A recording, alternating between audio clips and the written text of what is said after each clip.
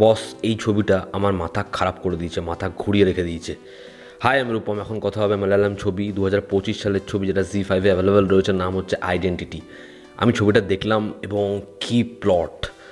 এটা একটা main stream ছবি, এটা একটা অ্যাকশন থ্রিলার, এবং আমরা এরকম একটা ধারণা আমাদের মধ্যে বানিয়েছি যে যখনই সেটা আউট না আউট মেইন স্ট্রিম ছবি হবে সেখানে না খুব জটিল প্লট দেখা যায় না। কিন্তু এই ছবিটার যে ন্যারেটিভ সেটা কিন্তু খুব সিম্পল নয়, সেখানে অনেক জটিলতা রয়েছে এবং তার সাথে ছবিটা যেরকমভাবে ডিল করেছে অ্যামেজিং। এবং ছবির পরিচালক, এদের কাজ আমি দেখেছি এর আগে, ফরেন্সিক 2020 সালের ছবি, যেটার পরবর্তীতে হিন্দিতে রিমেকও হয়েছে 2022 সালে, ZEE5-এ ওটাও অ্যাভেলেবেল রয়েছে। হিন্দির ভার্সন ভালো, বাট অরিজিনাল ফরেন্সিক ওয়াজ ব্যাপক। এবং এই যে ছবিটা আইডেন্টিটি, এটা যেভাবে গল্পটা বলছে, আমি একটু করে তোমাদের বলছি, বেশি গল্প না জানাই তোমাদের ভালো। সেটা হচ্ছে একজনের একটা অ্যাবিলিটি রয়েছে, সেটা কি আমরা বলবো না, এবং একজন মারা যাচ্ছে, সেটা কেউ দেখছে, এরপর কি হবে, এর থেকে বেশি জানতে হলে তোমাকে এই ছবিটা ZEE5-এ গিয়ে দেখতে হবে। ছবির পজিটিভ দিক, নেগেটিভ দিক, আমার কাছে এই ছবির জন্য অনেক অনেক পজিটিভ দিক রয়েছে। প্রথম হচ্ছে এরকম একটা স্টোরি, ছবির যে গল্পটা সেটা আমি বললাম যথেষ্ট জটিল, এবং আইডেন্টিটি নিয়ে সেটাকে যেভাবে ছবিটা ব্যাখ্যা করেছে এবং অডিয়েন্সকে কিন্তু বিষয়টা এক্সপ্লেন করে দিয়েছে, কিন্তু স্পুন ফিট করেনি, যেটা আমার সব থেকে বেশি ভালো লেগেছে। যে এরকম একটা শার্প স্ক্রিন প্লে সেটাকে রেখে দিয়েছে তারা। অডিয়েন্স এত শার্প, অডিয়েন্স এত ছবি দেখছে, অডিয়েন্সের টেস্ট অনেক আপগ্রেড হয়েছে, অডিয়েন্স এরকম ধরনের ছবি দেখা পছন্দ করে, এরকম ট্রিকি স্ক্রিন প্লে অডিয়েন্সের ভালো লাগে। তা অডিয়েন্স যেই কারণে এই ছবিটাকে অ্যাকসেপ্ট করেছে, এরকম ধরনের আরও ছবি আগামী দিনে হবে, এবং সেগুলোকে গল্পের স্বার্থে, ভালো ছবির স্বার্থে বেশি সহজ না করাই ভালো। ছবির screen play to the point, কোনো জায়গায় সেটা আমাদের বোর করে না, অপ্রয়োজনীয় কোনো সাবপ্লট নেই, কোনো লাভ অ্যাঙ্গেল নেই, যেগুলো আমার সব থেকে বেশি ভালো লেগেছে।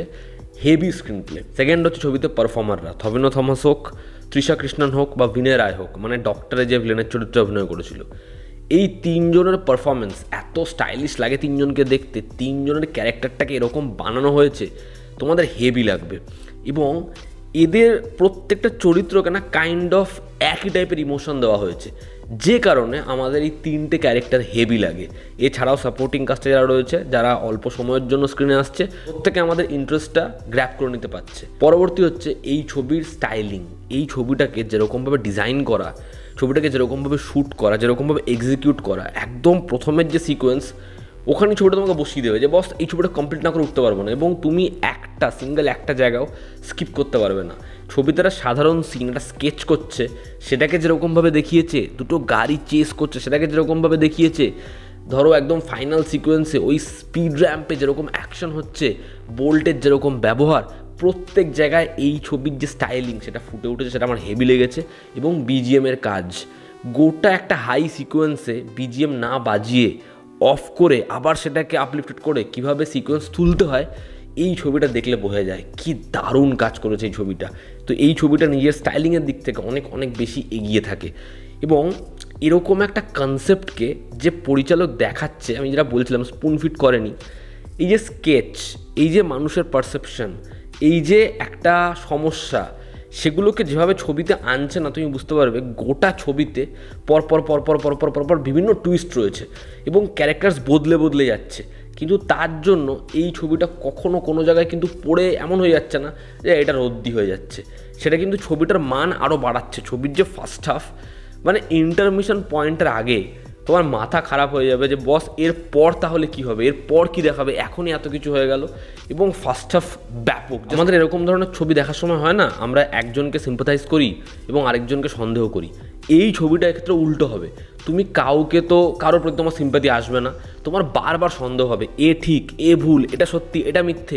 এবং যেটাই পরিচালকটা করতে চেয়েছিল, যাতে পুরো ছবিটায় আমরা হুক থাকি এবং বারংবার আমাদের মাথায় একটা ভাবনা চলতে থাকে, যেটা এই ছবিটার সময় হয়। ছবিটা একটা জায়গাতেও ব্রিদিং স্পেস দেয় না, মানে হুড়ুর হুড়ুর করে জিনিসটা হচ্ছে, এত ফাস্ট পেস্ট, তোমার দেখতে বিভৎস মস্তি লাগবে এই ছবিটা। তো যারা আইডেন্টিটি দেখোনি, আমার মনে হয় অনেকেই দেখে নিয়েছো, আমি লেটুস, আমি পরে রিভিউ করছি, তারা প্লিজ এই ছবিটা দেখো, তোমাদের মস্তিতে চলেছে। মালায়ালাম ইন্ডাস্ট্রি বস কী সব ছবি আনে, কি কাজ করে, মানে তাদের ছবি মানেই আমাদের একটা ভরসা আলাদা করে জন্মে যায়, এবং তারা পরপর পরপর থ্রিলার এনেই যাচ্ছে। এবার যদি ছবির নেগেটিভ দিক বলি, আমার খুব বেশি অবজেকশন, খুব বেশি নেগেটিভ দিক এই ছবিটা নিয়ে নেই।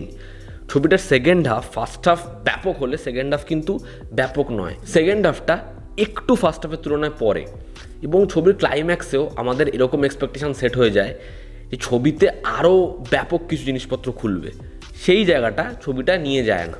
এবং ছবিতে যখন এই যে আইডেন্টিটি সেটা উঠে আসে, আমার মনে হয় তার আগে বা ছবির শুরুর দিকে যদি কিছু জিনিসপত্র রিভিল করে দিত বা হালকা কিছু হিন্ট দিত, আমাদের চোখের সামনে ছিল, আমরা ধরিনি, তাহলে আমার মনে হয় ওই বিষয়টা আরও বেশি করে ওয়ার্ক করতে পারতো। বাট ওভারঅল আইডেন্টিটি এমন একটা ছবি তোমাদের মিস করা উচিত না।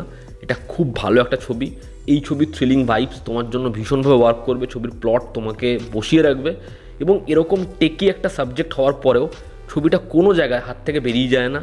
আর থফিনো থমাস, তাকে এত ভালো দেখতে লেগেছে, তার স্ক্রিন প্রেজেন্স এত ব্যাপক, এবং পরিচালকের সাথে তার এরকম একটা কেমিস্ট্রি হয়ে গেছে যে এরা একসাথে যখনই কোল্যাব করবে ছবিটা ভালো হবে, অডিয়েন্স পছন্দ করবে, ছবি হিটও যাবে, এবং ছবিটা নিয়ে পরবর্তীতে কথা হবে। তো এই ছবিটাও ঠিক আবার সেরকম একটা জায়গায় স্ট্যান্ড আউট করে। তোমরা যারা দেখেছো তোমাদের কি অপিনিয়ন জানিও। জনতা আমাদের পাশে আছে। আবার দেখা হচ্ছে। Take care.